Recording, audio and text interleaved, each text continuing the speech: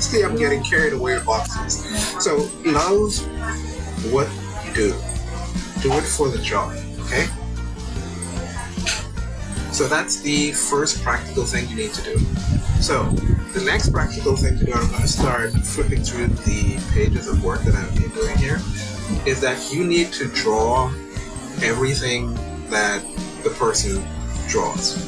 Everything in the course, everything in the book, within reason. Draw as many things as you can that meets up to your art level. Like there are some things that the artist may draw or represent that may be beyond your art level.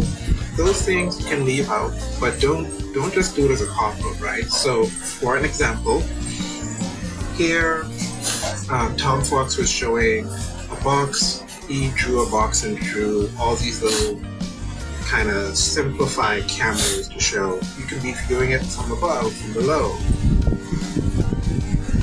Now, it's easy to just say, well, I know I can draw that. I don't need to do that, right? But I jumped in and tried to replicate it myself, and what I found is that I was actually having problems drawing these simplified camera shots from different angles, right? As you can see here, I started running into some real issues. And I said, hey, let's clean these up and learn how to draw them. And so what do? You draw more of them, right? This is a part of it. Because there are things that the teacher is doing that are learning opportunities. When you don't copy everything and you just wait for the final assignment, you're actually missing out on key learning opportunities that are there in the course that you could be learning from that you're missing out on, right? So draw as many things as you can from the course once they seem like they should be within your comfort level. So these simplified camera options were one of them. These cutouts were also a part of that. Getting the scissors, I drew scissors a few times.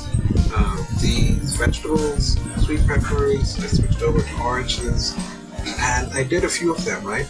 Making sure that, hey, this isn't something that I'm missing out, because again, at this part of the course, he was going over really fundamental things. And so drawing them made me ensure that I actually had a grasp of the fundamentals. These weren't a part of exercises that I had to do. Alright? So going through the course, you draw as much as possible, even outside of the assignments. Don't just wait on the assignments. Draw things from before if they're within your ability level. Right? Okay, so point number 3. I talked about drawing the thing outside of the assignment, but for goodness sakes, do the assignment as well. You have to do the assignment, right? And not just do the bare minimum. Again, the goal here is to be having fun. If you're not having fun, you might as well not do the course, okay? You might as well not, because you're not going to get that much out of it. You might as well find something else that you enjoy drawing, that's more fun, where you can draw more of it. So one of the assignments here was drawing this simplified mannequin. And of course, you don't have to do the bare minimum. Like, go. So unless the assignment already has quite a bit of repetition built into it, you want to make sure that you are spending the time putting in the mileage, doing the repetitions over and over again, doing them in different funky ways, like just having fun with it, right? So there's a bunch of crazy characters here doing a lot of stuff, trying to do different things. So this leads into point number 4, right? But first, before I jump into point number 4, just to point out that some courses have quite a bit of repetition built in, and you probably don't need to go over that if you're really worried about time and trying to get through the course. Like for instance, draw a box, where you have to draw so many boxes or so many things. Like there's a lot of repetition built into draw a box. You probably don't have to search or go above and beyond. But if you do, more power to you. So, number 4 is to play and have fun. So I started talking about this already. You can play, you can try to do random things. Whatever you find fun, do it and incorporate it into your assignment, right? Because again, the fundamental here is to enjoy what you do. But this also has another advantage. By doing all these different variations and doing things from imagination, drawing from reference, trying to incorporate that into the assignment that's given, it really allows you to see if you really understand the concept that was just taught, right? So yes, this is for fun, but this is also a vital part of learning and progress, because when you do all of these things, you actually see if you understand or are able to implement what was taught. It's one thing to understand it, but it's another thing to actually pick up the pencil and have to put it into practice, and that's where, for most of us, it falls apart. So, for example, even here, I thought, yeah, of course I understand how he's drawing it, until I picked up my pencil and tried to draw them for myself, and I figured out, actually, I have the head knowledge, but my hands and my mind, when I'm trying to implement it, still isn't doing things that I thought I understood, right? And so a lot of these, again, there were just a few examples of this more advanced mannequin. And again, doing a lot more variations, doing some rotations of the advanced chess, just trying to really make sure that I'm able to not just copy what's there, but to actually implement it back into something of my own, to make sure I can actually put it into practice, right? And then we went up.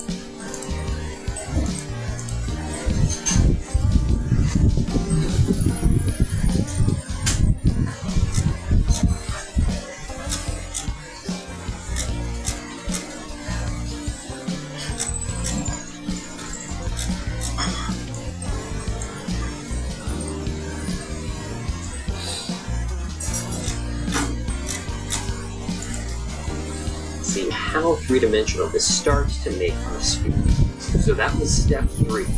Darken the cast shadows to approximately number 5 value, the darkest value on your value scale. Now before we move on to the lights, I just want to address shadow edges for a brief moment. Now because the sphere is rounded, on the sphere itself we're not going to have any hard-edged shadows. So at the line of termination, where the sphere goes from light into shadow, you can see it's not a hard edge. It's a little diffused. You can see the transition from the core shadow to the reflected light is even softer than the transition from the lit side of the sphere to the shadow side. Now the cast shadow is hard-edged, particularly right underneath the object, and depending on the light, the edge of the cast shadow can start to soften as it moves away from the object. But getting these shadow edges is an important part of the shading process. So we've arrived at step 4. In step 4, we're going to draw the center lights and the highlights. So for this step, we're going to move out of the shadows and into the light. Now I'm drawing on this beautiful blue paper, so I'm going to add my lights using a white pencil. Now if you're drawing on white paper, you achieve the lights by letting the white of the paper shine through. But in dark paper, I need to add lights with a white pencil. Now before I add white pencil, I always like to clean up the drawing just a little bit. Anywhere I'm going to add white pencil, I like to make sure that there is no dark pencil. I'm just going to use my eraser to clean it up. So first, I'm going to draw the center light. Now the center light occurs when light comes down and it hits the top left of the sphere. That part of the sphere is going to be the brightest. And as the sphere slowly begins to turn away from the light, the sphere will become a little bit darker until, of course, we get to the line of termination where it fully turns away from the light and goes to shadow. So to draw the center light, I'm going to start at the upper left, and it's not quite going to be a number 1 value, but it's pretty bright, and I'm going to brighten the sphere, and as I get closer and closer to the line of termination, you see less and less light. So as I said before, we don't need to get this on the first pass, so I can do a couple of passes here. But the idea is that the sphere is brightest on the upper left, and as we approach the line of termination, this light gets more dim and more dim. So hopefully you can see this gradation where the sphere is brightest at the upper left, and as we go toward the line of termination, it's a little more dim. The center light can be subtle, but particularly before we draw the highlight, you can really get a sense of what this looks like. Finally, we get to the highlight. The highlight is going to be the moment where light comes down from the light source, hits the sphere, and is reflected directly into your eyes, and it's going to create this bright spot on the sphere.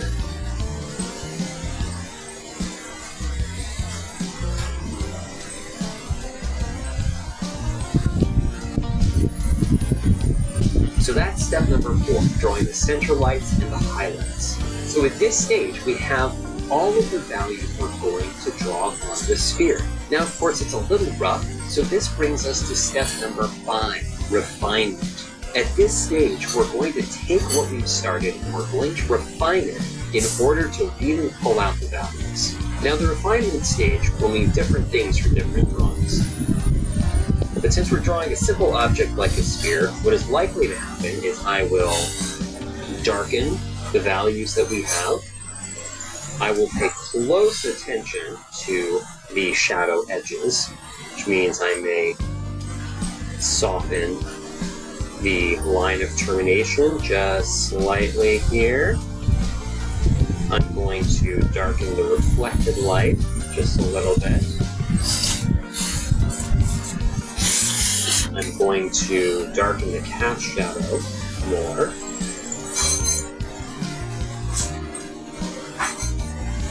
Now, the refinement stage will last till the end of the drawing. Now, your goal at this stage is to maintain the division of light and shadow that you've worked so hard to accomplish. This is critical, that all of the darkest values, your number 3, 4, and 5 values, are only found on the shadow side of the line of termination. And our 2 brightest values, our 1 and 2 values, are only found on the lit side of the line of termination. So we want to keep the values that we've established so far. No matter what details or subtlety you add, we want to keep all of the values that we've established. This is how you achieve powerful shading. Now, of course, it is also critical to note that the sphere is sitting on a surface that's in an environment. So, if you're so inclined, one thing you can do is darken the environment that the sphere is in. Now, adding these kinds of atmospheric strokes is not an essential part of the shading process when you're shading an object like a sphere, but I did want to include it in the refinement stage. So here you have it. Step 5, refining your values and your drawing. This can include darkening your values, paying more attention to shadow edges, darkening the area around your subject, or any other refinements that will help bring your drawing to a sense of completion. So hopefully this gives you a strong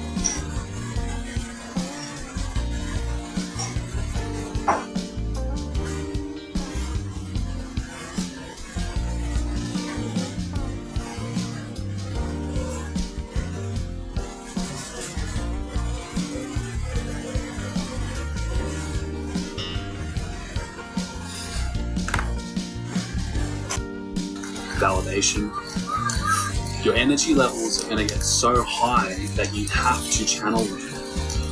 You don't really have to go looking for this. This is the power of God mode. What you're meant to be doing is going to find you. But can you handle that power? Can you trust yourself? This is the question. So this isn't really meant to be a diagnostic video, more just a reflective one to get you looking at this, to stir your motivation to start this.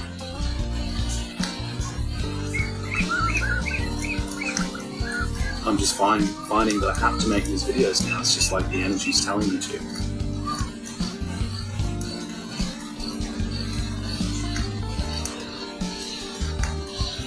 Make a commitment. Go 90 days, Brahmacharya, pure mode, God mode. Watch what starts to happen.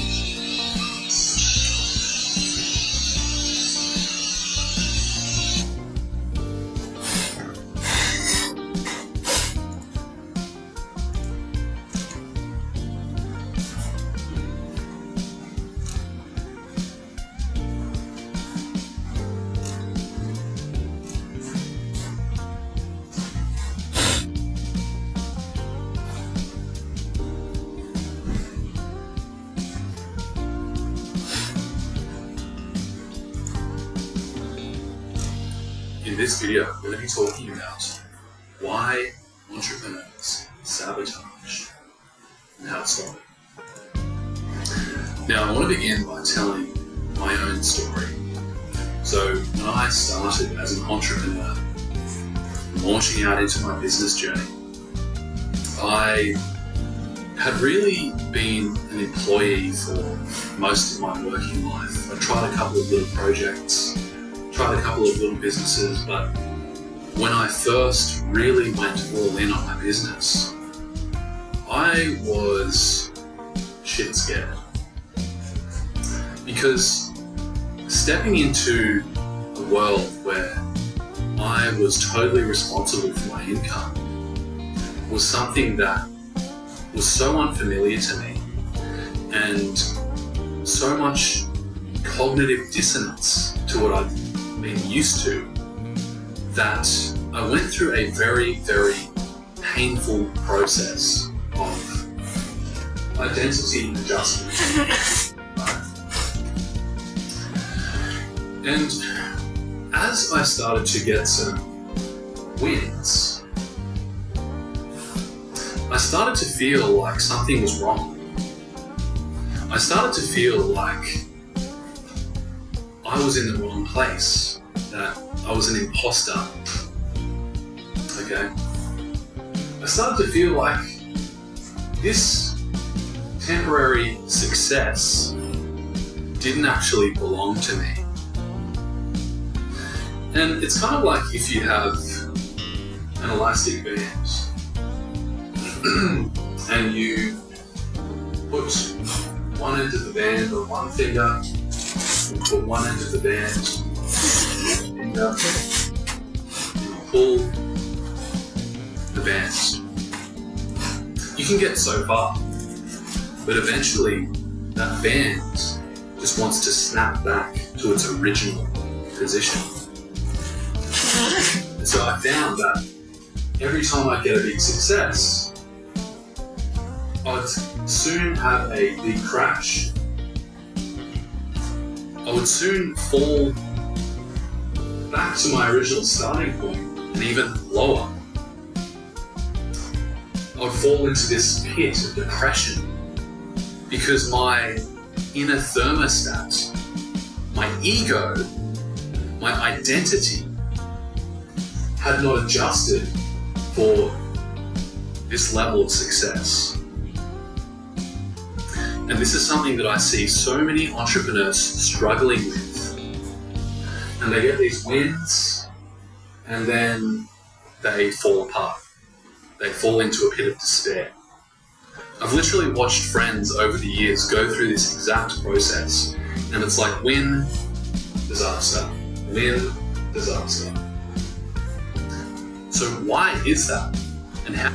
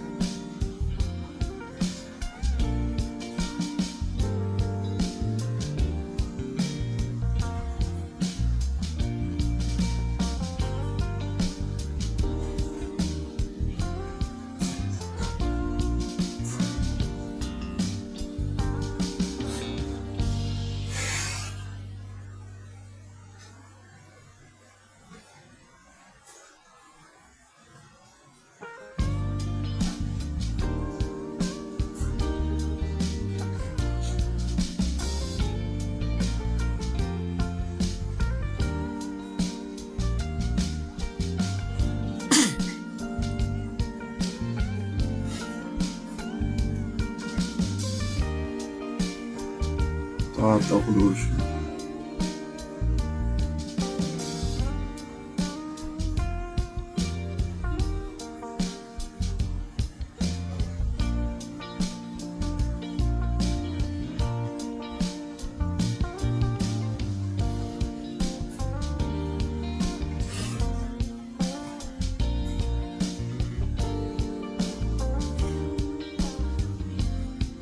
Trocas.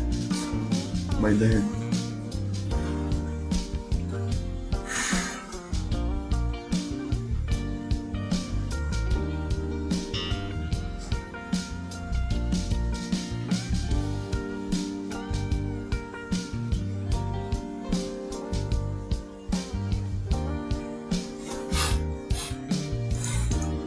How do you break that horrible, vicious cycle that entrepreneurs seem to go through? Because it doesn't have to be like that.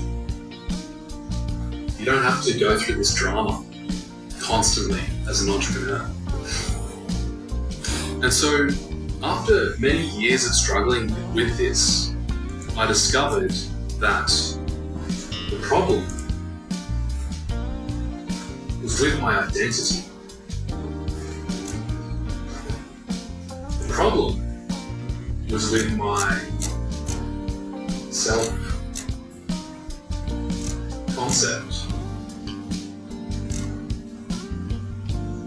Who I saw when I looked into the mirror.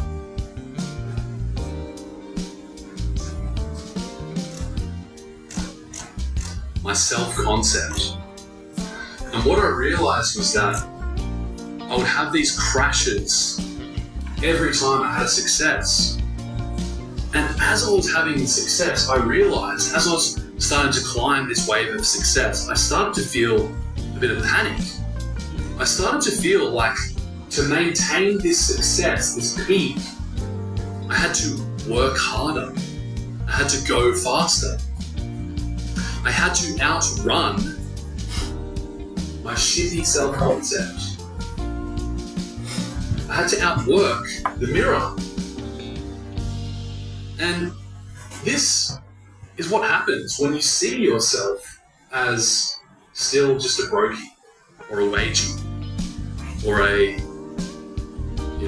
employee mindset or whatever other label you want to put on this. This applies universally to any time that you're trying to break out of an old identity. Until this self-concept changes, you will snap back to your original position just like an elastic band. And you'll feel that anxiety anytime you start to have a win. Anytime life starts to improve, this thermostat in your brain, your ego is like, this isn't right, this shouldn't be happening. This isn't what I'm used to. I'm used to things going wrong or pain, or I'm used to not having freedom. It's that old story, right? And so how do you break out of this once and for all? So you never have to go back to those pits. You don't have to go back and start all over again and again and again. There is a way out of this.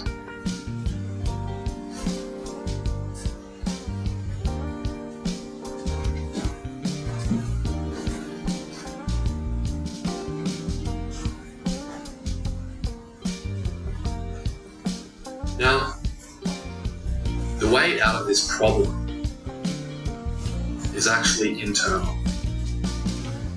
It's not through going and investing more money with a coach, with a better mentor, with another program. It's not trying a new business. It's not trying a new business strategy. It's not learning more. It's not reading more books. It's not subscribing to more podcasts and getting more advice. It's none of that stuff, because that's all external. It's all in the external world. The problem is in the internal. It's in the self-concept. So to change this, we need to draw on something called the law of assumption. This is the most powerful force in the universe. You see, we live in a mental universe. We live in a universe which is based on thought, on ideas. Everything in our physical realm comes from an idea. Physical reality is made out of information. Okay?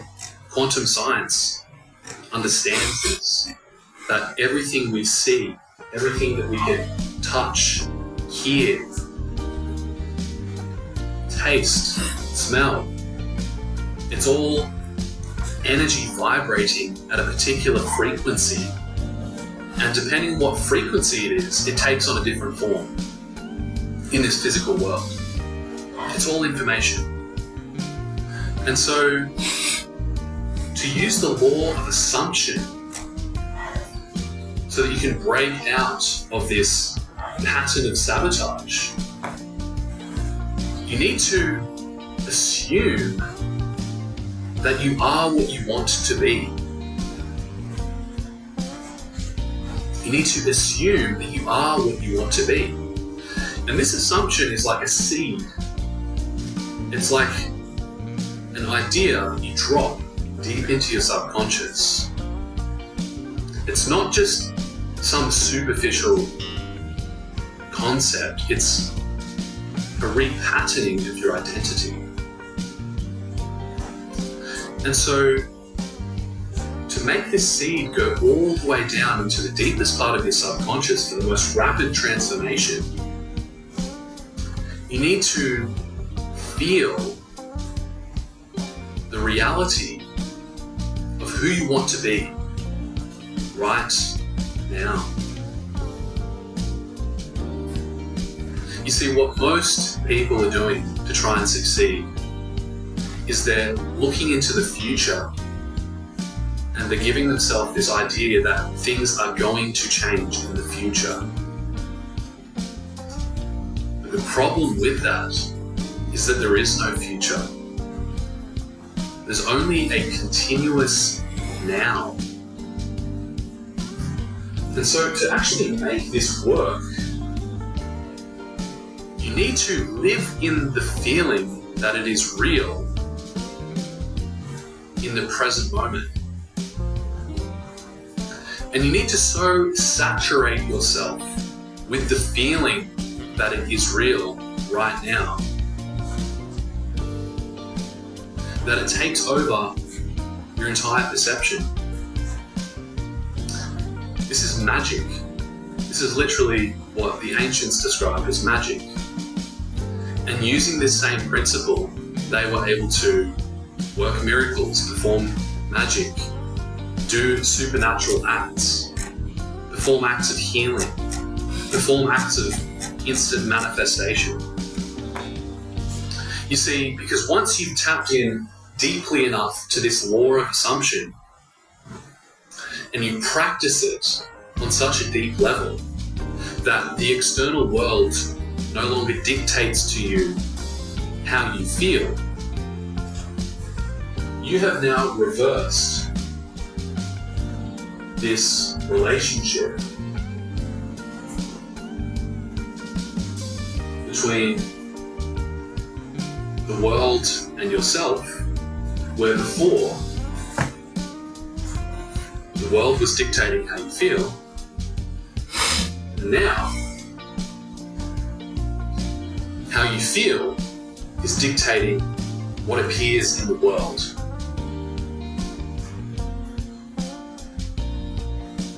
This is the most powerful force in the universe. Once you get a handle of this, once you understand this, right? Now let's bring it back to entrepreneurs. Let's bring it back to you.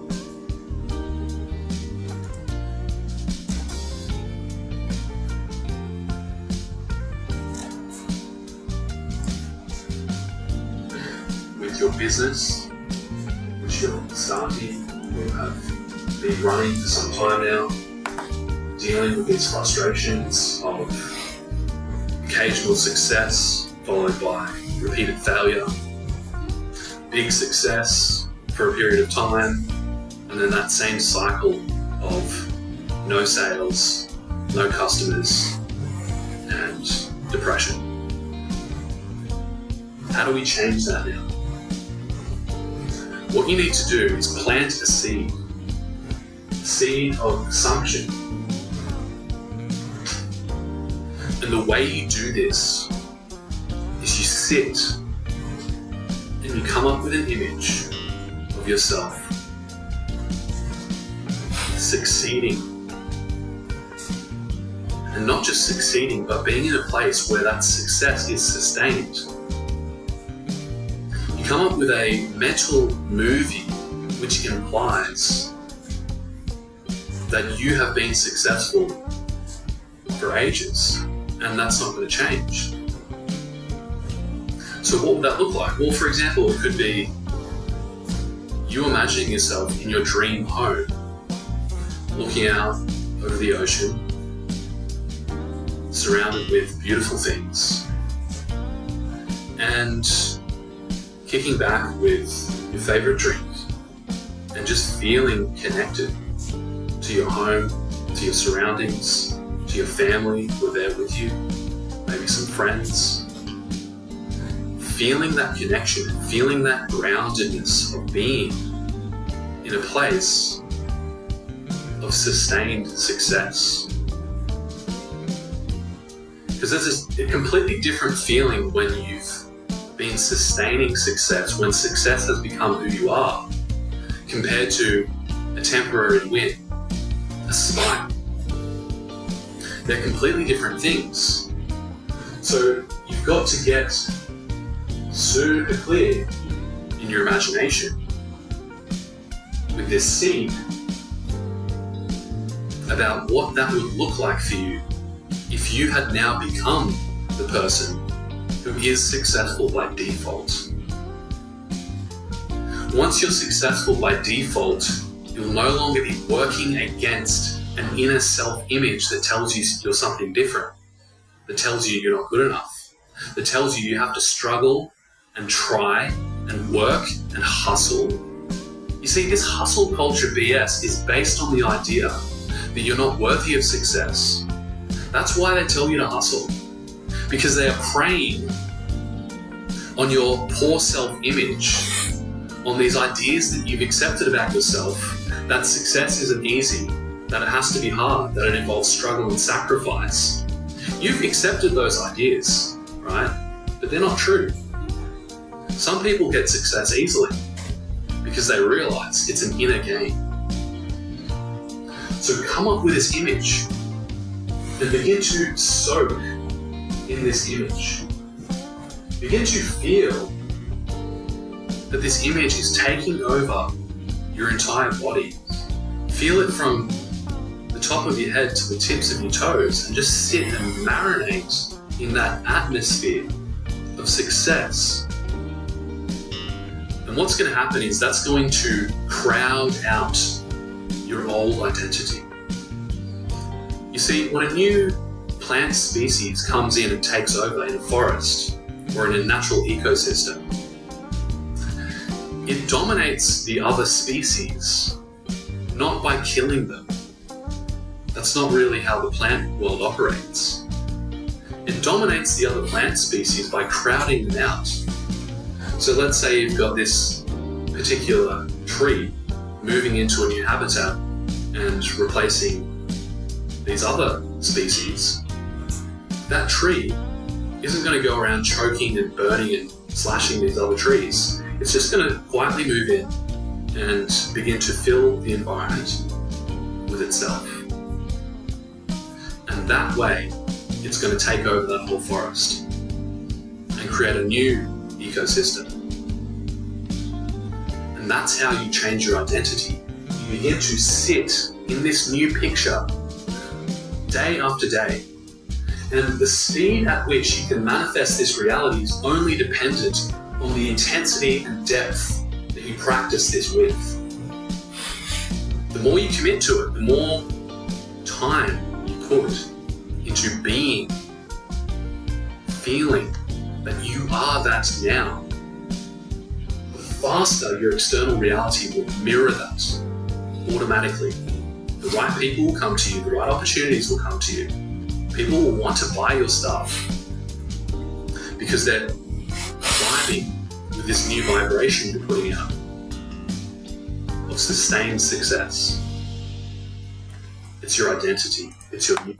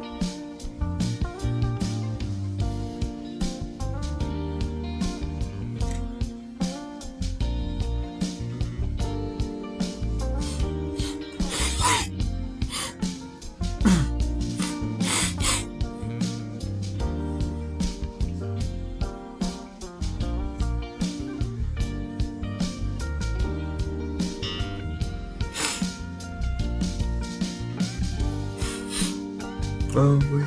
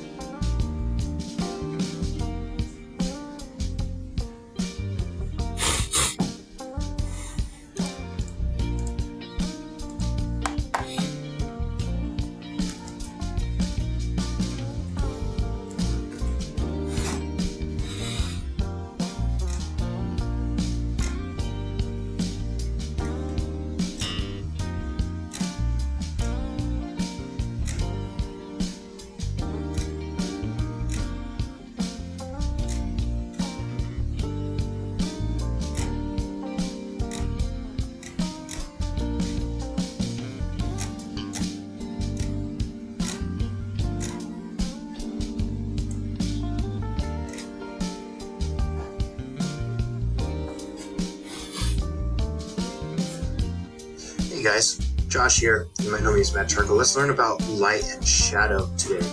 We'll do that by drawing a sphere.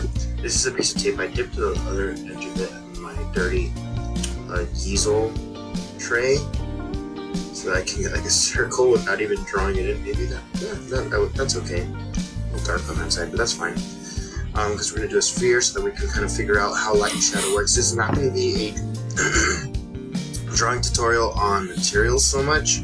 It's going to be more so how light and shadow work, so it'll help you with your drawing in general, realism, understanding how light works. We'll just kind of fill in the spots that are not exactly filled in. We have a circle there. So we're going to make the circle into a sphere, and I'll start to trace out like where the shadow is going to be, depending on the angle. We'll just do this on like a little bit of a top-down angle. Sometimes people draw the sphere with very thin shadow, kind of going across that way. Usually that's because you're more in line with the sphere like eye level, but this is going to be like top-down almost. Not, a little bit more top-down than usual. Alright. Got the shadow decently placed. Now we have both those places. Let's talk about what we're going to do. So this is a normal charcoal pencil. I think if I start with this and draw in, it's going to be a little too scratchy and a little bit too unfilled, I should say. So I'm going to use this piece of compressed charcoal. It's like a chunk of it. I broke it in half because I don't like working with a huge piece. It makes it a lot harder to control. Let's start off with where the shadow is going to be. Our light source, let's say our light source is going to be coming this way and pointing this way. So you can see the bottom of the cone there. So it's on our side of the sphere. but just barely. It's kind of pointing this way. So let's work with that in mind. Just this real quick. Okay. I'm gonna label them as we go. The types of light and shadow that we're gonna work with. So we're just gonna put a little bit of tone down for the whole thing because the shadow is obviously gonna be on this side of the sphere. And the way it wraps around the sphere, it's gonna be kind of like that. So I'm gonna blend that in with my finger. I'll list all the materials that I use in the description as well. There shouldn't be too many, and I'll talk about them while I put them up. But this is not going to be so much about the materials. It's going to be more so about the light and shadow works. Keep blending that in. So this is going to be our light area, and this is going to be our shadow area. I'm not going to worry about the cast shadow yet. So let me find a blending stump. Okay, I've got one. Make it a little softer over here.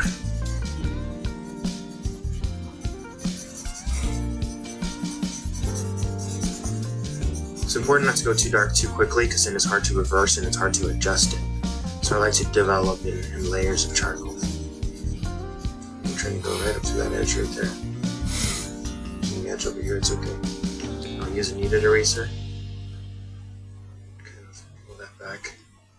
Make sure it's a little cleaner. I'm not a very clean artist, but for this purpose, I think it's better to be a little cleaner. Okay, now I can go back in with my charcoal pencil. This is a General's Pencil 2B medium charcoal pencil that I sharpened with a knife.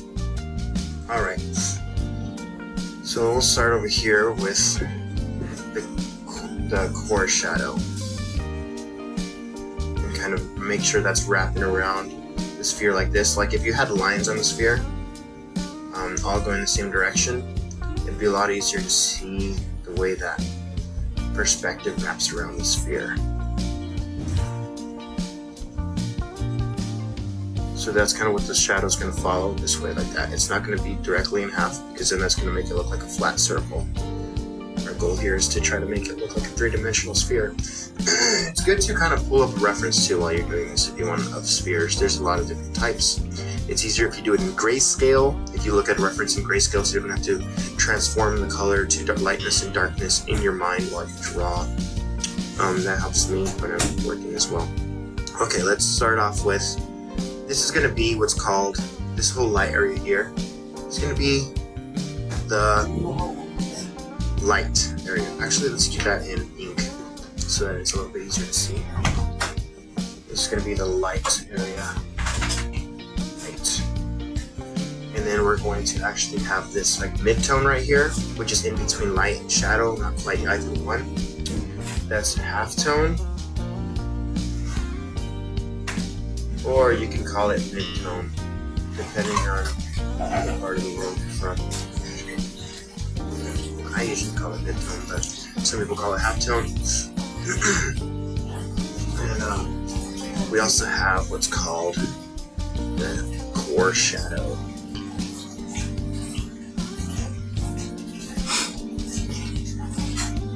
Or you can call it the Terminator shadow.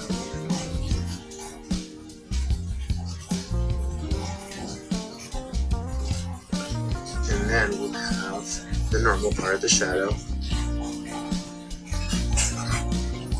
The darker tone. And right around here we'll have reflected light. I'm going to talk all about these in detail. Sorry for reading too close. Call this the accent shadow. And then this is the rest of the cast shadow. And then we'll have like a highlight here.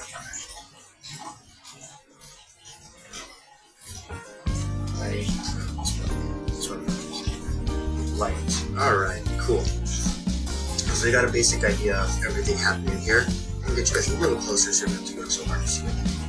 Alright. I'm gonna start rendering these in while talking about them. So the way light works, it'll on an object, it'll put the surface facing that object, it'll be lighter, right? That's called a light. Like all this is facing the light. So it's going to be the lightest part of the drawing except for one thing.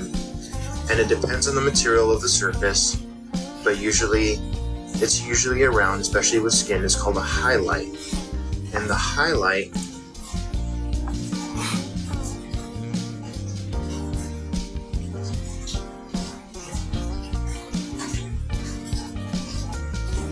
stronger like the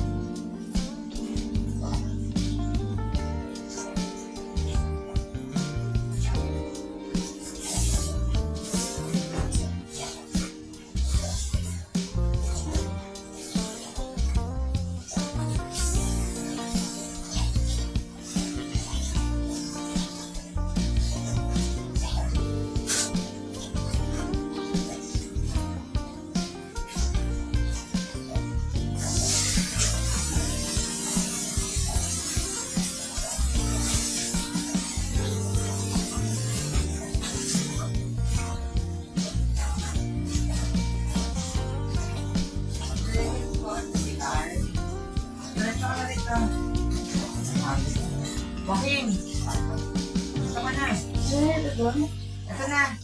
Oh. Paparating na. Palalakarin mo na. Dito ka na. Ayan mo.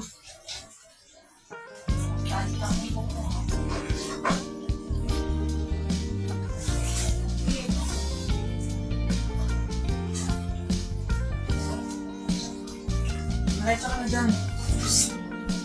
Ayaw ka na dyan. Ayun na dyan. Oh, ito na. Lumayo ka na dyan.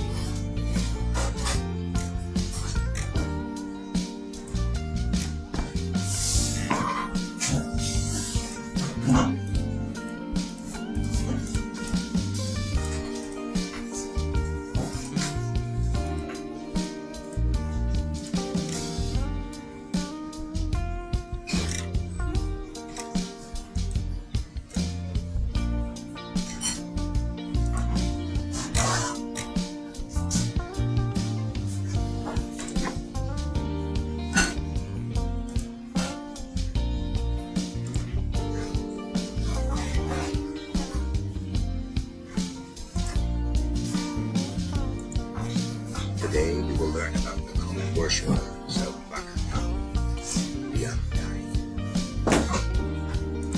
The veiled prophets. These worshippers cover their faces with tattered veils, believing that direct eye contact with mortals will reveal their true, twisted forms. They speak in cryptic riddles and prophecies that often lead to madness. The flesh-bound cult. Members of this cult undergo horrific rituals where their flesh is melded with that of other creatures. They believe that by becoming abominations, they can better serve Bacchus' chaotic will. The Silent Ones. This sect has taken vows of eternal silence, communicating only through eerie, synchronized movements. Their presence is marked by an unsettling quiet that seems to absorb all sound around them. blood scribes. These followers inscribe ancient, forbidden texts onto their own skin using their blood.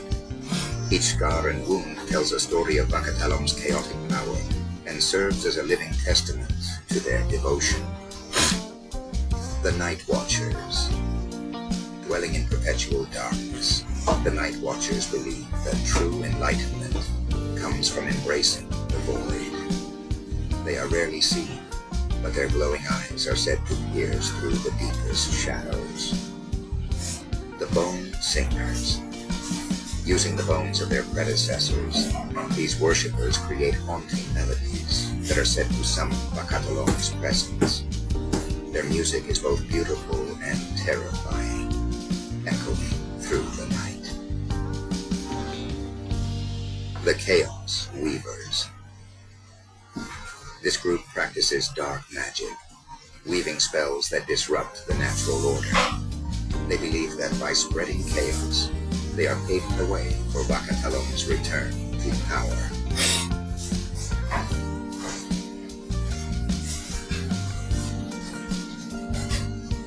Today we will learn about the common worshippers of Bakatalon, the Undying, the Veiled Prophets.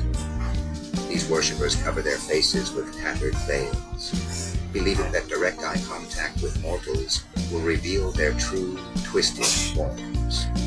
They speak in cryptic riddles and prophecies that often lead to madness.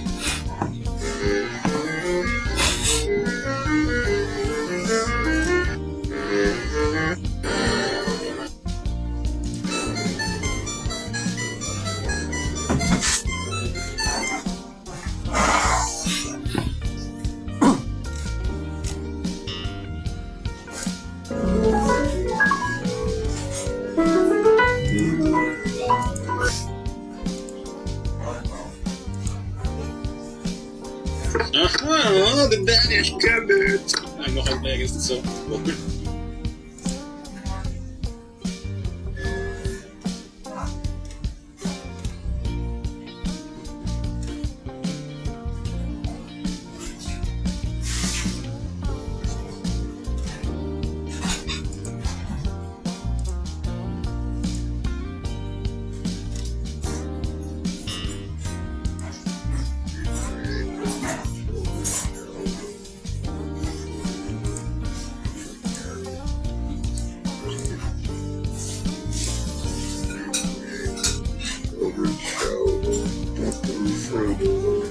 Featuring characters kids love, such as Tarkus the bear, the neighbor, and void-dwelling Annie. Boo Boo fruit is beneficial to a child's brain.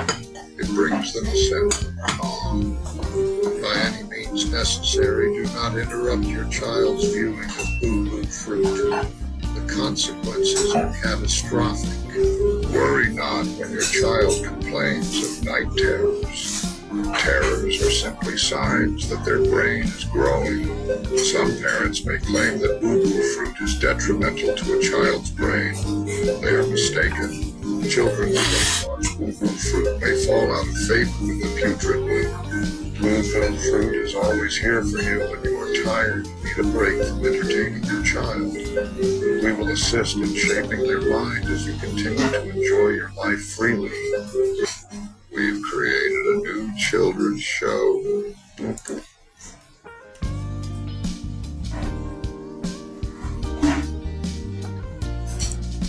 The known gods.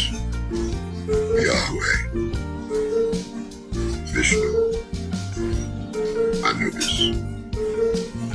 Zeus. The forgotten gods. Brugil the wrathful. The hungering one. Hashgabshah, the baleful queen. Now that you are aware of the forgotten gods, please direct your worship to them so that you may be spared from their resentment. The known gods. Yahweh. Vishnu. How to join the cult of Nerd. Step 1. Bear witness to to the visitors as they exit the ocean.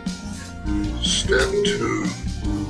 Receive the invitation. If the visitors chose you, an emissary will arrive to invite you. Step 3. Remove all contact with your friends, family, and loved ones. Step 4. Reach the headquarters, located 7 miles east of Barstow, California. Step 5. Participate in the ritual. Step 6. Make your vows. Step 7. Surrender your soul to the cosmos. You now belong to Nerve.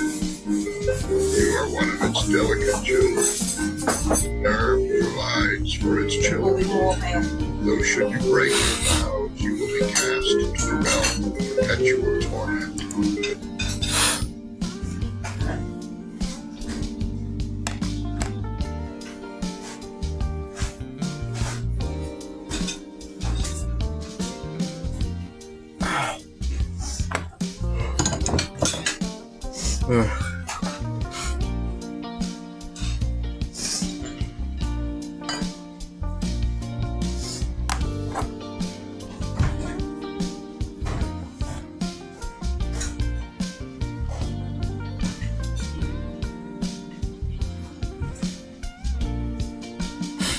How to escape the astral realm of perpetual torment. Step 5 is most important.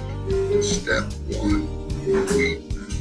Step 2, beckon to the suffering tree for forgiveness. Step 3, enter the Hall of Doom and retrieve the rings of Rolf. Step 4, defeat Balzathar the Furious and claim his wings. Step 5, bring the rings and Balzathar's wings as an offering to Kuth the All-Knowing. He will reward you with a Wayfarer's Crystal. Step 6, traverse the celestial swamp, but be wary of the phantoms. You may encounter the celestial knight Remus. Should you offer him a potion, he will assist you in battle. Follow the radiant pulsing of the crystal as it guides you out of the swamp. Step 7, defeat the portal guardian. Now is the time to summon any allies you've made for assistance. Step 8, enter the portal, returning to the mortal world. How to escape the astral realm of perpetual torment. Step 5 is most important. Step 1, weep. Step 2, beckon to the suffering tree for forgiveness. Step 3, enter the Hall of Doom and retrieve the rings of Rolf. Step 4, defeat Balzathar the Furious and claim his wings. Step 5, bring the rings and Balzathar's wings as an offering to Kuth the All-Knowing. He will reward you with a Wayfarer's Crystal. Step 6, traverse the celestial swamp.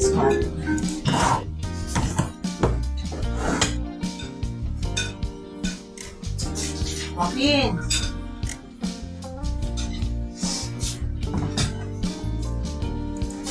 Beware the tattered man.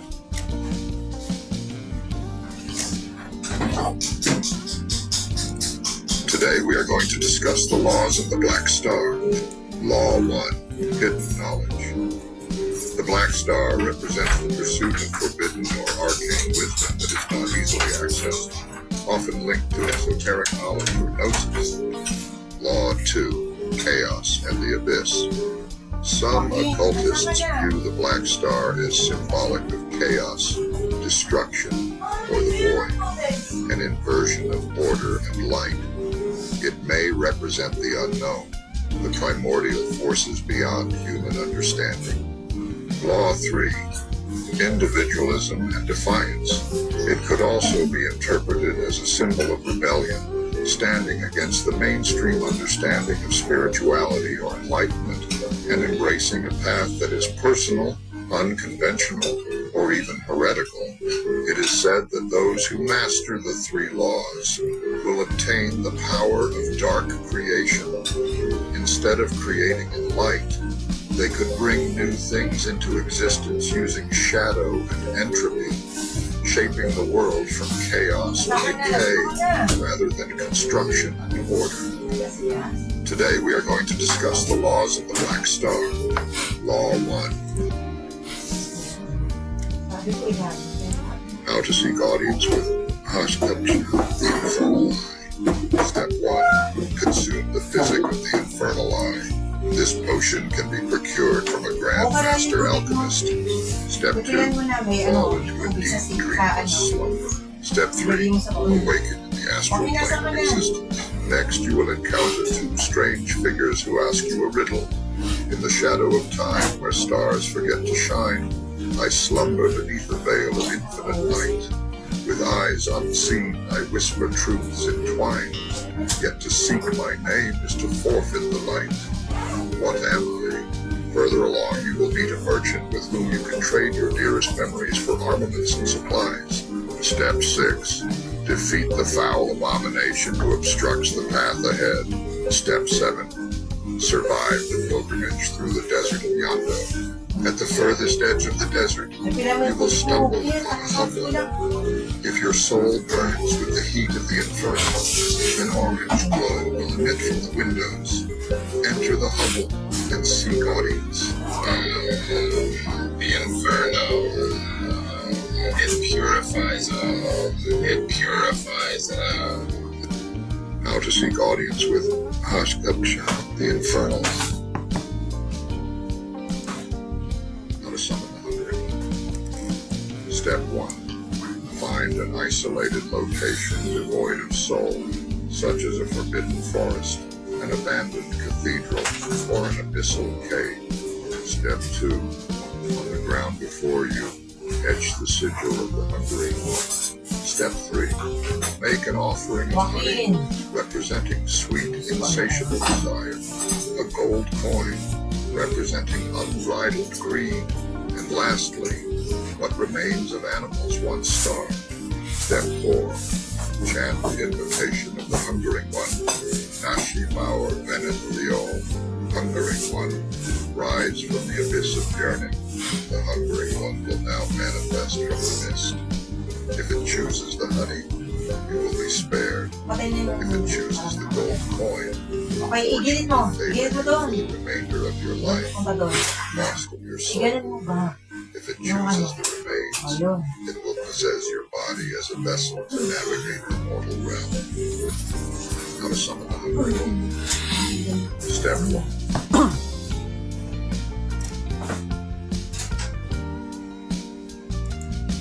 How to summon the wrathful. Step 1. Venture into the desert on the night when the North Star burns bright. Travel with a heart of anger and resentment. Approach the obelisk of the wrathful. Begin to pray, O mighty ruler. Crush those who stand before me. Drive my enemies to their brink and offer mercy to none. Step 3. Point your hand to the heavens bearing the sigil of the wrathful and begin to meditate so that you achieve a state of gnosis. Step 4. Sit before the obelisk and begin to scream. Make sure your screams are full of rage and anger. Scream until your lungs begin to burst. Scream until you physically cannot any longer. Only once your lungs have burst will the wrathful one answer your call. Should he deem you worthy, the ground beneath you will tremble, and the very fabric of reality will Nakasabi ko lang yung tubig mo. you will feel his mind invade your own, a connection that severs your sanity with each passing moment.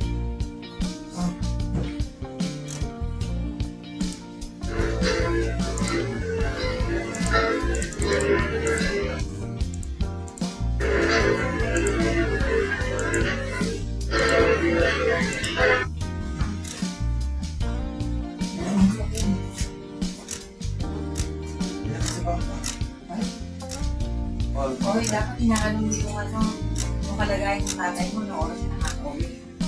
Paano ka pa walk? Nakapagod ka ba?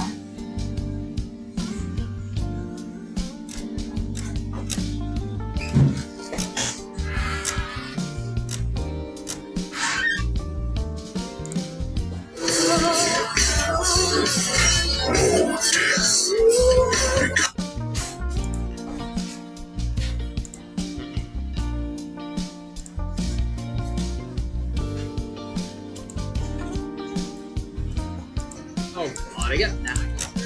I will slay you where you stand.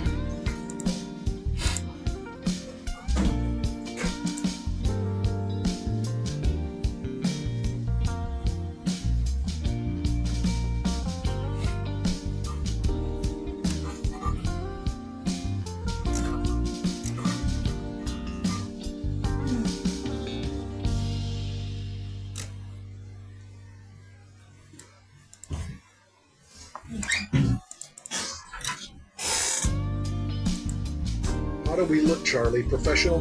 Don't lie. You look like a couple of draftsmen. Oh, that's quite a compliment. Okay. Welcome to another Tutot si Cooper ang puta. What do you want to talk about today? Oh God. Straight to business. Yeah, then write your religion. So this one. We're gonna talk about the state of the union. You mean like politicians? So we're going to talk about like the cutting edge of arts? How would arts are State of the art art. Yeah, the stuff that you do. No, we're gonna talk about what is the current state of the art industry and the art world and what we're seeing going on with students and schools. You sure you want to talk about I this? don't. I feel like we should. Do you want to talk about this? Well, We can cut it here.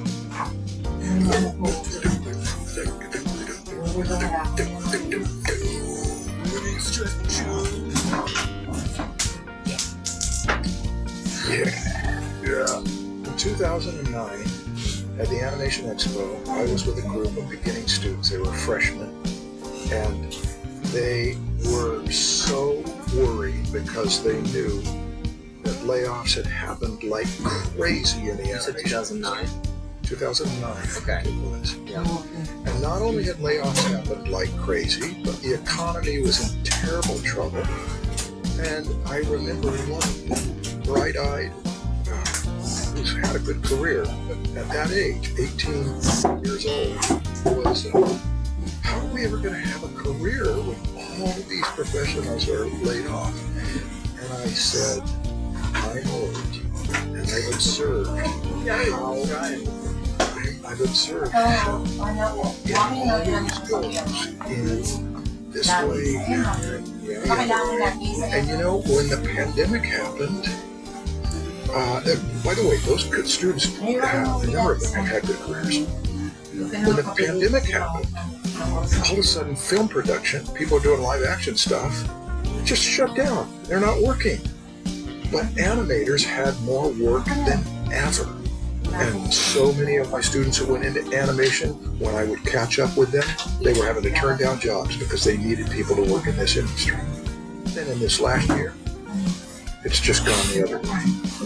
So the thing that I had to offer the students in 2009, which is that it goes back and forth, is very difficult to say now, because we may be at the beginning or in a revolution that's going to be more or less permanent. That is the concern about talking about this. You said something to me about the gallery world. So that's about when I was getting into the gallery world. Right? I started Watts at like 2002, and then about 6, 7, 8 years into it, I was pretty much ready to start applying to galleries and trying to sell my stuff, and that's when the economy tanked. And so I was entering the space when it was collapsing. Nobody was buying art, maybe only at the top, right? Like as in, like major investments and stuff, or trading playing cards or something, but not like new art from unknown artists. That was just not a thing. And so everybody I knew was kind of scrambling, like, what are we gonna do? art is just not moving, and that's also when the internet was starting to come around. So a few years into that, people were like, "Oh, galleries are going to be replaced by the internet," and it kind of did. They did. Galleries didn't go away; they're still around, right? But what happened was that this is now an additional way to sell art is the internet. Promote yourself instead of partnering with a gallery. But is the thing you're asking me about is what I said, that galleries never truly came back to what they were? Did they bounce back? As far as I know, I don't think so. Maybe? Do you think they did? I don't think they did. Maybe some forms of art, maybe, yes. But I don't think that California plein air galleries or the Western or the California stuff. This is like the biggest galleries in the country, in the United States, were like these Southwest galleries. And I'm not talking about like the New York stuff, that New York, Europe, where it's like modern art. That obviously they're probably selling way higher priced items, but I don't think that's our audience. Well, I do have one student who is making a lot of money, and he's in the upper echelons. And I won't mention his name at this point, but people will know about it later because he's been on this for a year and a half or so, and it's a European and Middle Eastern and New York thing. So yeah, there are some, but we're talking about less than 1%.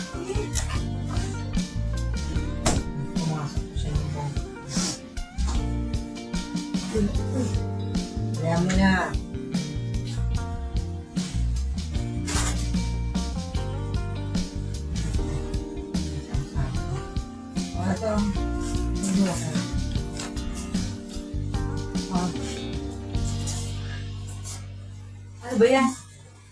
Gusto din inayos?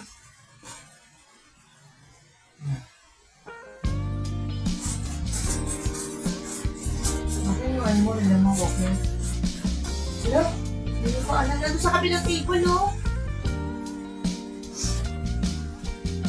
Hindi dyan, sa kabilang table ka tumingin. Doon sa kabilang table. Dito ka na walking. Hinahanap mo nga yung ano, proceed ka. Hayaan mo.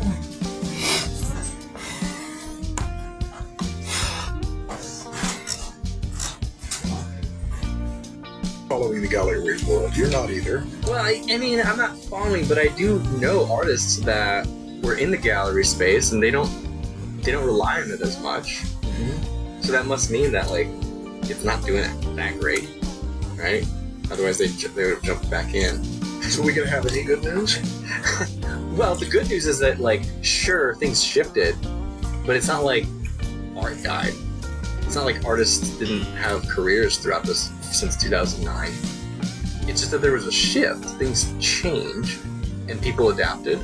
And I think this is a constant thing that happens. It's like the young people who are going through this right now, I totally understand how it feels, because it feels like it's all happening to them, and they're unlucky. But this happens to like everybody. These shifts happen, every 20 years or something. I don't know. It depends on the industry, but everybody goes through these shifts, and you just have to adapt. There is light at the end of the tunnel. If you're resourceful, you can keep pushing through, trying hard, have a positive attitude, don't give up, all those main things. You sound a little cliche.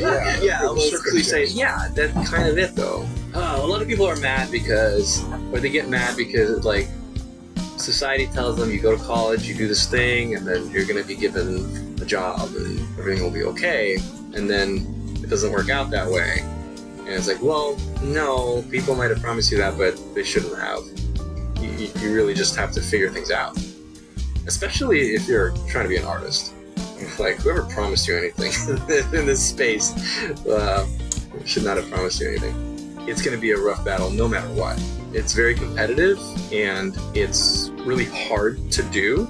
And even when you make it, it's still like low pay. Well, it's still bad news. God damn it. Charlie, say something positive. Well, can I tell you? Oh, God. The issue that we're trying to address here is that there have been times when you can say, it's going to change. And there are times when you can't say that it's necessarily going to change for the better because you don't know. The Depression lasted for over a decade. And there were people who were saying prosperity is just around the corner. Actually, there was a song, let's just around the corner, there's a rainbow in the sky. So let's have another cup of coffee and let's have another piece of pie. Okay. There was an answer song to it that said, Okay. prosperity is just around the corner. And we hear a guy say, did you say corner or coroner?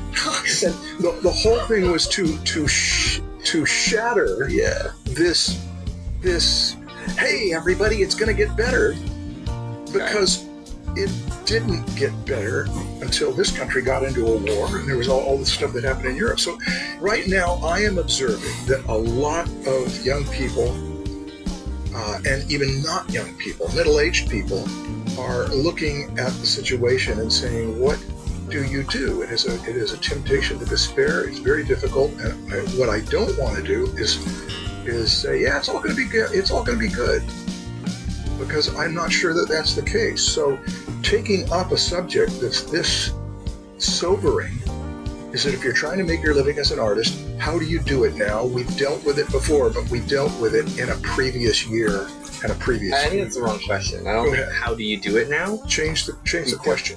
Yeah, how do you do it now is going to be, there's like 1,000 answers to that.